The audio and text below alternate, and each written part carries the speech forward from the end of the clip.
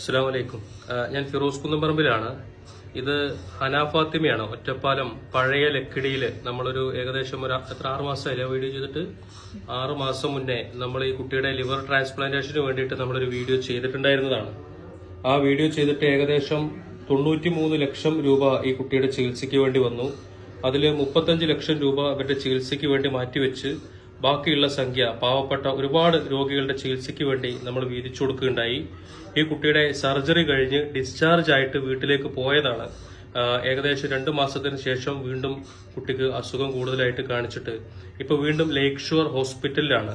അപ്പൊ അതുകൊണ്ട് തന്നെ ഇവിടെ ഇപ്പോൾ ഒരാഴ്ചയായി. ആ ഒരാഴ്ചയായപ്പോ നമ്മളിവിടെ 35 ലക്ഷം രൂപയാണ് ഇവരുടെ ചികിത്സയ്ക്ക് വേണ്ടി മാറ്റിവെച്ചതെങ്കിലും ആ 35 കഴിഞ്ഞ് 52 ലക്ഷം രൂപ നമുക്കിവിടെ ബില്ലടയ്ക്കേണ്ടി വന്നു എന്നുള്ളതാണ്. അതുകൊണ്ട് തന്നെ ഇപ്പൊ രണ്ടാമത് ഈ കുട്ടിയുടെ ചികിത്സയ്ക്ക് വേണ്ടി ആശുപത്രിയിൽ വന്നപ്പോൾ ഏകദേശം 5-6 ലക്ഷം രൂപയോളം ഇവിടെ ഇപ്പൊ ബില്ലായി എന്നുള്ളതാണ്. ചികിത്സയ്ക്ക് ഒരു വഴിയുമില്ലാത്തത് കൊണ്ടാണ് രണ്ടാമറിയും ഈ കുട്ടിയുടെ ആവശ്യവുമായിട്ട് നിങ്ങളുടെ മുന്നിലേക്ക് എത്തിയിട്ടുള്ളത്. ഇത് റബീഹാണ്, മുഹമ്മദ് റബീഹ്. ഈ കുട്ടി മലപ്പുറം ജില്ല പെരിന്തൽമണ്ണയില് അങ്ങാടിപ്പുറത്താണ്. ഏകദേശം 7 മാസം മുന്നേ നമ്മൾ ചെയ്ത വീഡിയോസാണ്. റബീഹിന്റെയും ലിവർ ട്രാൻസ്പ്ലാന്റേഷൻ ചെന്നൈ ആയിരുന്നു. ലിവർ ട്രാൻസ്പ്ലാന്റേഷന് വേണ്ടി നമ്മൾ വീഡിയോ ഇട്ടിട്ട് ഏകദേശം 40 ലക്ഷം രൂപയാണ് റബീഹിന് വന്നത്. അതില് 28 ലക്ഷം രൂപ റബീഹിന്റെ ട്രീറ്റ്മെന്റിന് വേണ്ടി നമ്മൾ മാറ്റിവെച്ചിട്ട് ഇവരുടെ ബാക്കി പൈസയും നമ്മൾ അതുപോലെ മറ്റുള്ള രോഗികൾക്ക് വീതിച്ചു കൊടുത്തു. ഇവിടുത്തെ വിഷയം ഇത് തന്നെയാണ്. കാരണം ഈ കുട്ടിയുടെ സർജറി കഴിഞ്ഞതിന് ശേഷം വീണ്ടും മറ്റു പല കാരണങ്ങളും അതുപോലെ തന്നെ പ്രശ്നങ്ങളും വന്ന് വീണ്ടും സർജറിയും ചികിത്സയൊക്കെ ആയതുകൊണ്ട് തന്നെ ഏകദേശം ഒരു 18 ലക്ഷം രൂപയോളം കൂടുതൽ ബില്ലുണ്ടോ ഉണ്ട് അല്ലെ? 18 ലക്ഷം രൂപയോളം ഇപ്പോ അധികമായിട്ടുള്ള ബില്ല് വന്നിരിക്കുകയാണ്. അപ്പോ ഈ 2 കുട്ടികളുടെ കാര്യത്തിലും നിങ്ങളുടെ ഒരു സഹായം വേണം. അത് അഭ്യർത്ഥിക്കാൻ വേണ്ടിയിട്ടാണ് ഞാനിപ്പോ എത്തിയിട്ടുള്ളത്. അപ്പോ ഇതിൽ ഹനാ ഫാത്തിമയ്ക്ക് തന്ന എസ്റ്റിമേറ്റ് 20 ലക്ഷവും റബീഹിന് തന്ന എസ്റ്റിമേറ്റ് 18 ലക്ഷം രൂപയായിരുന്നു.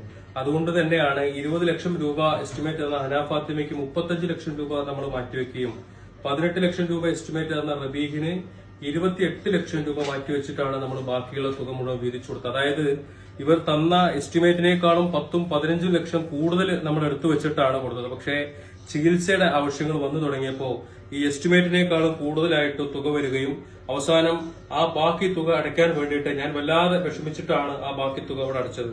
ഈ കുട്ടി ഡിസ്ചാർജ് ആയി വീട്ടിൽ പോയതാണ്. പക്ഷെ 1 മാസത്തിന് ശേഷം വീണ്ടും വന്നു. അതുപോലെ തന്നെ റബീന്റെ സ്ഥിതി നേരായിട്ട് വന്നതാണ്, ക്ലിയർ ആയിട്ട് റിക്കവർ ചെയ്ത് വന്നാണ്. വീണ്ടും പെട്ടെന്ന് പഴയൊരു സ്ഥിതിയിലേക്ക് പോയി.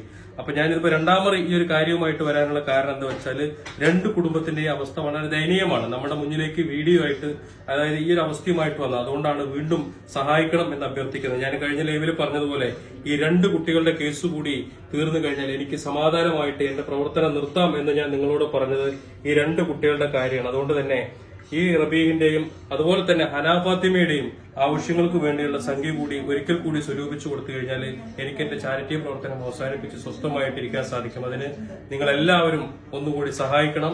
റബീഹിന്റെ വാപ്പാടെ ഫോൺ നമ്പറും ഹനാ ഫാത്തിമയുടെ വാപ്പാടെ ഫോൺ നമ്പറും ഞാൻ ഇതിന്റെ മുകളിൽ വെക്കുന്നുണ്ട്. ഹനാ ഫാത്തിമയുടെ അക്കൗണ്ട് നമ്പർ ഞാൻ ഇതിന്റെ കൂടെ വെക്കുന്നുണ്ട്.